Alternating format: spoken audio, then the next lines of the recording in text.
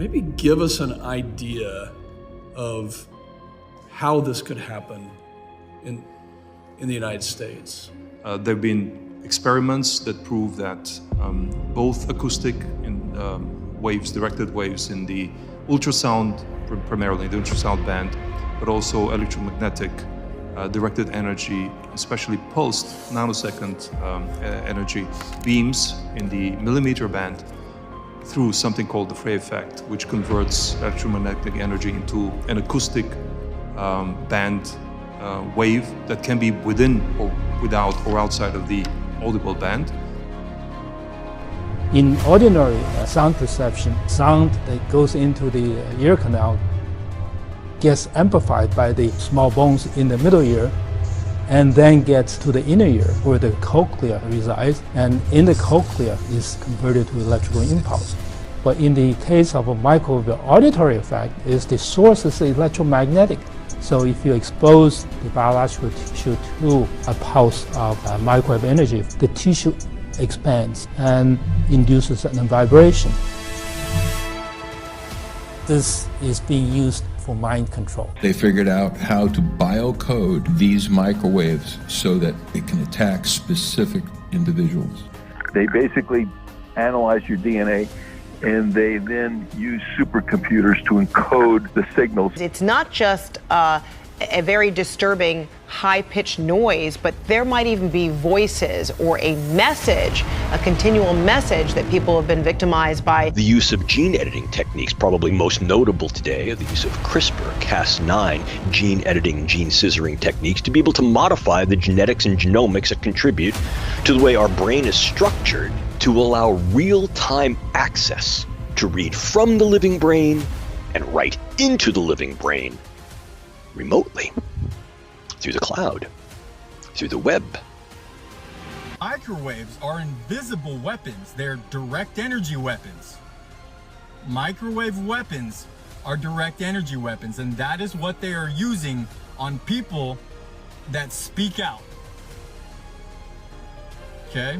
So when you're being gang stalked or you're a targeted individual, or if you're put on a list, right, which you don't have any due process, if you upset, in my case, I upset a major internet corporation because I've worked in telecommunications for major internet corporations, the biggest ones, right? There's like 5. I've worked for 4 of them. And I'm telling you right now, they pay people. There's a certain industrial complex, okay? You know, there's the prison one and then there's the military. They pay to put people on a list, and this is a silent execution list, okay? And they do this so that they could fry your internal organs with weapons, microwave weapons, electromagnetic frequency weapons, all kinds of stuff like that, okay? And what they do is they try to deprive you of sleep, so they're shooting this in your home.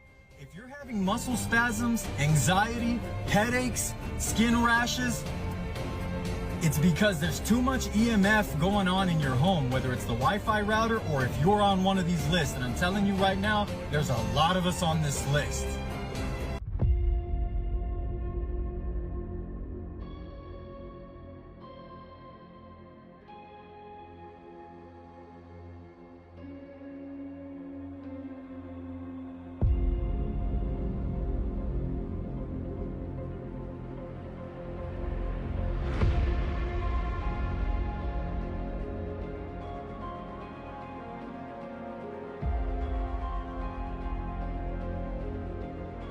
In 2015, I began to experience what some call V2K, or voice to skull.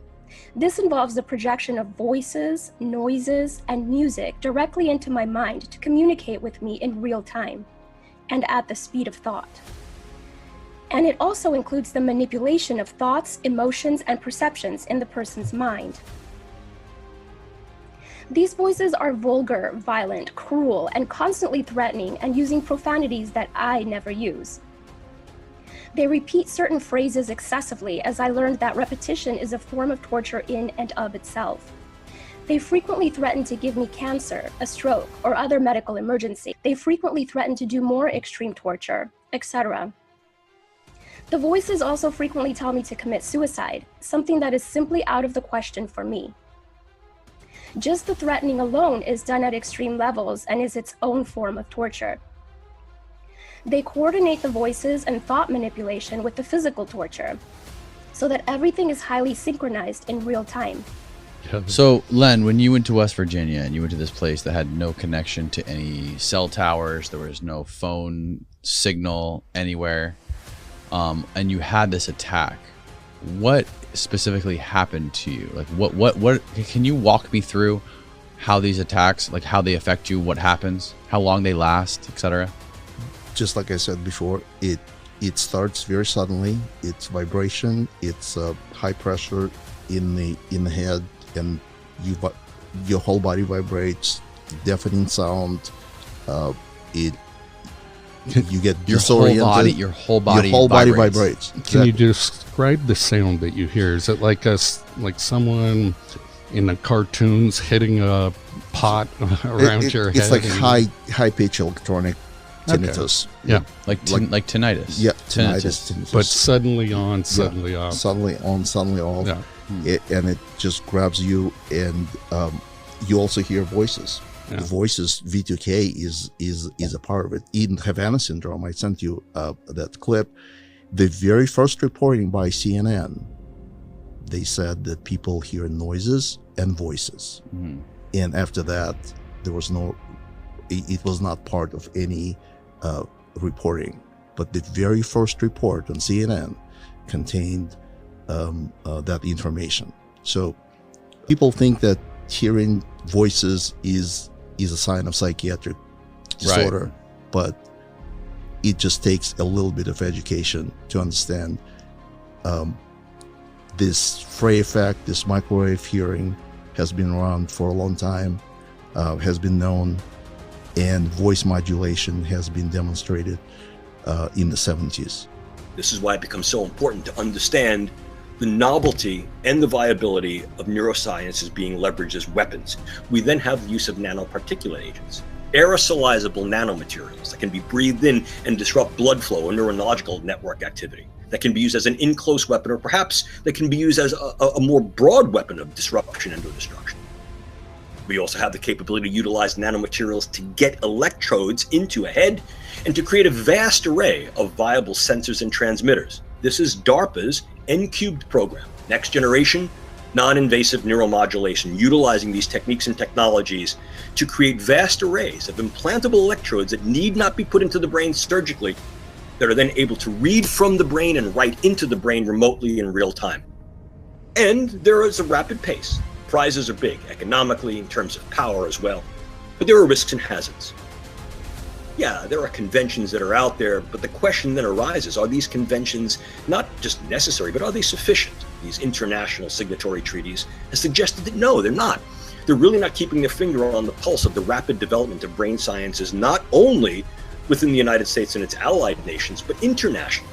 And sometimes in programs that utilize commercial veiling to be able to then hide behind in terms of what's being made available to make their military intelligence personnel better, to develop a whole arsenal of weapons, both kinetically and non-kinetically, that can then decrement the performance of competitors and adversaries. The elites are hell-bent on enslaving us in their techno-communist utopia. Enslaving us via a total surveillance control grid involving flying microchips the size of a grain of sand is only part of the plan. They also want to go under the skin.